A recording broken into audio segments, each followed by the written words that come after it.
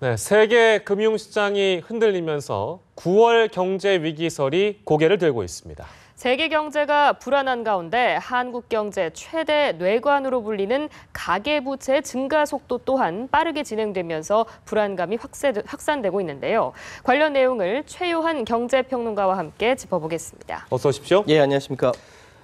자, 세계 경제가 침체에 빠질 수 있다. 네. 9월 위기설이 솔솔 나오고 있는데요. 2008년 금융위기처럼 오는 거 아니냐, 뭐 이런 소식도 들리고 있고요. 그 배경을 좀 알려주십시오. 좀 겁이 나는데요. 이게 이제 촉발된 건 중국 증시 폭락 때문이죠. 예. 이것이 이제 마치 1929년도에 미국발 경제 대공황과 예. 비슷하다라는 이야기입니다. 즉 29년도에 있었던 미국 경제 대공황은 그러니까 과잉 생산 우리 이제 경기가 성장세를 멈췄고요. 이로 인해 실업 증가, 원자재 증가 등 국제 상품 가격이 폭락했고 그러다 보니까 주식 시장이 미국 주식 시장이 붕괴됐던 것이죠. 그런데 이것이 잘 보니까 지금 중국과 비슷하다라는 거죠. 예. 그러니까 마찬가지로 과잉 생산에 따른 저성장 국면이고 원유를 비롯한 원자재 수요 감소, 국제 상품 폭락세 이것이 그래서 미국과 유럽 쪽에서는 그 전문가들이 1929년 상황과 판박이다. 뭐 예. 이런 이야기도 합니다. 그러면 또 다른 사람들은 또 뭐라고 하냐? 아니다. 그거보다는 오히려 2008년, 2009년에 있었던 금융위기가 닮았다. 그때 미국의 다우존스가 11,000선을 넘었었던 것이 6개월 사이에 6,500까지 떨어졌는데 이번도 마찬가지로 상하이 종합지수가 5,178에서 거의 지금 2,000대, 2,500대로 떨어지고 있으니까 그때다라고 이야기하고 있는데요. 예. 무엇이 됐든 간에 현재의 상황은 가장 핵심이 되는 것이 세계의 공장이었더라는 중국에서부터 흔들리니까 네. 아시아는 물론이고 뭐 미국, 유럽까지 계속 영향을 미치게 되는 것이죠. 여기에 우리나라도 자유로울 수 없는 것입니다. 네, 뭐 중국이든 미국이든 어쨌든 경제의 큰 형님들인 거는 분명한 거니까요. 예.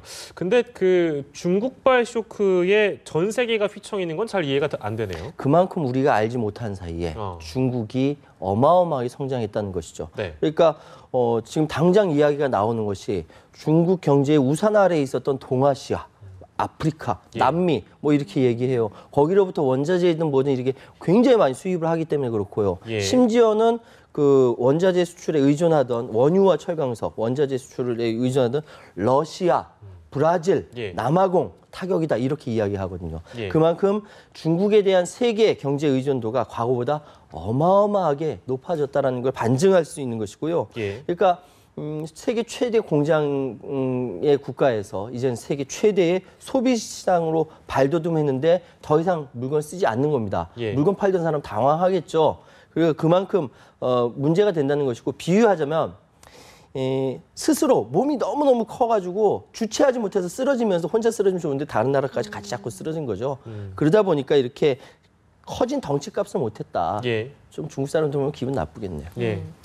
실제로 이 중국발 불안으로 인해서 뉴욕이나 예. 유럽 증시도 영향을 받고 있습니다. 그런데 중국이 부양 조치를 했기 때문에 그렇죠. 미국은 좀 다시 반등하는 것 같은데 유럽은 그렇지는 않더라고요. 이게 뉴욕 증시를 보니까 그저께 2%대로 오르면서 종일 이제 상승 동력을 되찾았다 모습을 이제 이야기할 수, 그러니까 차이나 쇼크로부터 벗어난다 뭐 이런 모습을 보여줬습니다. 막판에는 4%까지 오르더라고요. 그래서 예. 야, 이 부분에 있어서 미국 역시 저력이 있구나 뭐 이런 생각도 했었습니다. 어쨌든 요번에 26일 날 올라갔던 건데 2011년 이후 가장 큰 폭의 반등이라고 합니다. 네.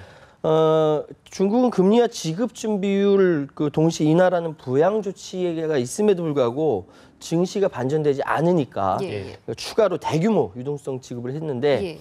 이 영향 때문인지 몰라도 미국은 이제 반등을 했고 네. 근데 유럽은 근데 의외로 약한 모습을 보이고 있습니다. 예.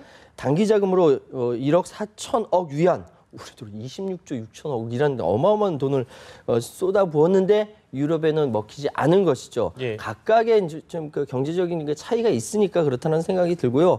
이것은 무엇을 의미하느냐? 바로 미국이나 유럽이나 전 세계 그 증시 시장 자체가 중국으로 인해서 여전히 불안하다. 미국은 반등했지만 유럽 못 산다. 이건 좀 불안하다는 모습을 보여줄 수 있는 것이죠. 예. 근데 일단은 저희가 위기설에 대해서 왜 그런지 예. 배경도 짚어보고 상황을 전체적으로 한번 분석을 해봤는데 예. 또 다른 측면으로는 이거 너무 지나친 기후 아니냐라는 얘기도 있네요. 예, 그렇습니다. 그런 사례 그런 이야기를 많이들 합니다. 예. 제가 어제 한 15분 정도 방송을 하면서 예. 시작하면서 중국 증시 이야기하고 마치면서 증시 얘기했는데 예. 그 사이 2번 움직이더라고요. 어. 어제 하루 왼종일 30번 정도 폭등과 폭락을 왔다 갔다 했습니다. 이런 것들은 일각에서는 이런 상황을 보면서 굉장히 불안하죠. 그런데 문제는 이것 자체가 9월 위기설이 과장됐다라는 이야기를 하는 사람들도 굉장히 많습니다. 2012년 하반기부터 중국 성장률이 7%대로 떨어지면서 중국 정부가 선택한 것이 뭐냐면 뉴 노멀 신상태로 이제 준비를 했다라는 것이죠. 예. 저는 사실 이번에 움직여지는 것을 보면서 이미 작년 12월 달에 중국에서 이런 이야기가 나오면서 이거 과연 중국에서 예상했던 거냐? 예. 정말 예상했다라면 이건 정말 소름 끼칠 정도로 중국이 준비를 잘하는 거구나라고까지 생각을 했었죠. 예. 그렇기 때문에 대비를 잘 못했던 2008년과는 전혀 다른 상태다 이렇게 볼 수 있고요. 더군다나 중국 가계 자산이 에서 이제 그 주식이 차지하는 비중이 굉장히 낮거든요. 예. 뭐 예금과 주식, 채권, 보험 다 합쳐도 한 15%밖에 안 된다라는 것이죠. 그렇기 때문에 지금 중국발 9월 위기설이라는 것은 굉장히 과장된 거 아니냐. 예. 오히려 이런 과장을 통해서 어디선가 좀 이익을 보지 않겠냐. 뭐 이런 이야기까지 있을 정도입니다. 중국은 여전히 낙후된 곳 굉장히 많고요.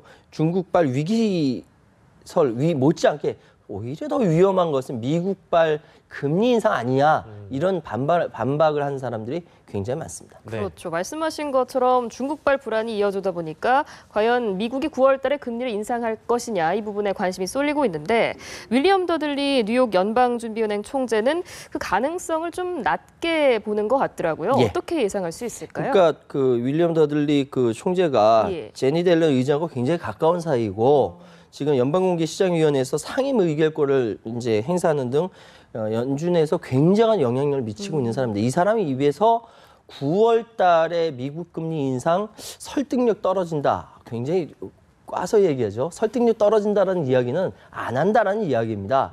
그럼 이것은 과연 무엇을 의미하는가? 지금 맨 처음에는 6월 인상 얘기했다가 9월 인상 얘기했다가 12월 인상 얘기하거든요. 12월 인상은 또 너무 늦다. 뭐 이런 얘기하면서 유력하게 금리 인상 얘기하는 것은 10월 달에 인상할 것이다라는 얘기가 나오고 있습니다.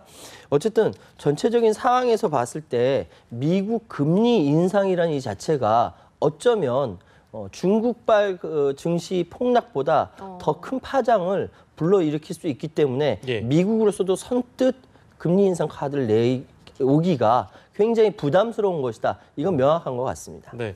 뭐 물론 그렇게 되면 안 좋겠습니다만 정말로 9월 위기가 다가오면 예. 현실화되면 한국에 미치는 영향은 어떻게 분석하시는지요? 한국이 중국과 지리적으로 굉장히 가깝고요. 예. 그렇기 때문에 중국발 9월 위기설이 이렇게 되면은 한국 망하는다 뭐 이렇게 이야기하는 사람들도 굉장히 많아요. 예. 근데 그렇지 않거든요.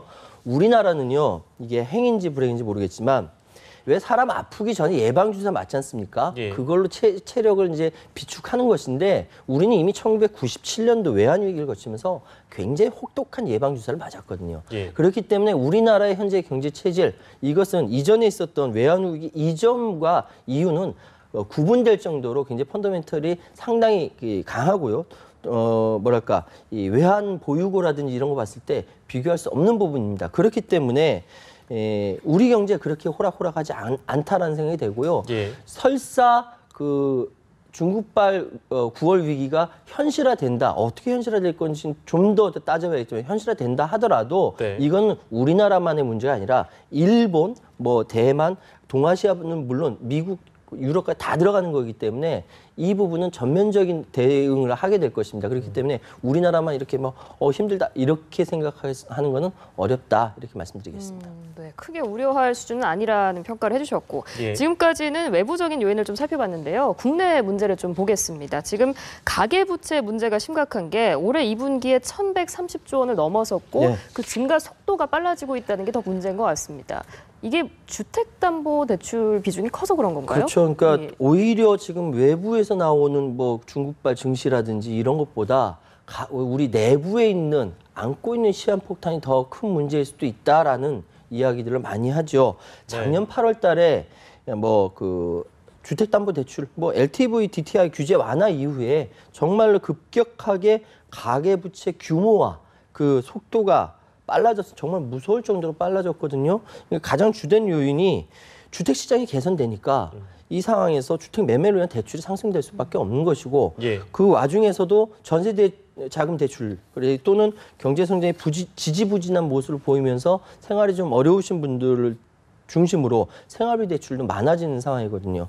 그런데 그리고 또 한 가지 더 베이비붐 세대들이 요즘 그 직장에서 나와서 자영업으로 진출하면서 사업비 대출도 상당 규모를 차지하고 있다고 합니다. 예, 예. 이런 대출이 커진다라는 이 자체는 사실 대출 그 자체의 문제라기보다 이것이 관리할 수 있느냐 없느냐의 문제거든요. 근데 지금 상황은 1,130조 원 사상 최대의 가계부채라고 하는데 그렇게 겁먹을 건 아니지만 그래도 끝까지 관리할 수 있는 수준으로 계속 밀고 나가야 된다 이런 생각이 드네요. 네, 외부적으로 내부적으로 위기들이 참 많은데요. 한국 경제 지금 현 상황 짚어봤습니다.